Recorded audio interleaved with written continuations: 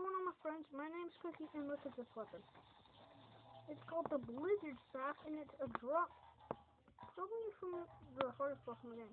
The ice cream. There's no doubt about it that this is the best weapon in the game. Reason being is because it showers an area with icicles. Ow! What am I taking damage from? Can't even see. Let's try it on poor slime. Ah, dang it. They're jumpies. Yeah, as you can see, I think that's pretty good damage. It doesn't say, I don't know why it doesn't say.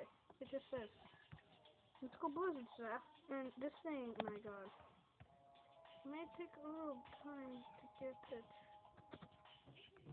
You know what? It's going. There's another weapon though, Razor Fire, which is pretty good too. Well, I'm not shooting down. Ugh! Well guys, that's gonna do it for this episode. I will see you guys in the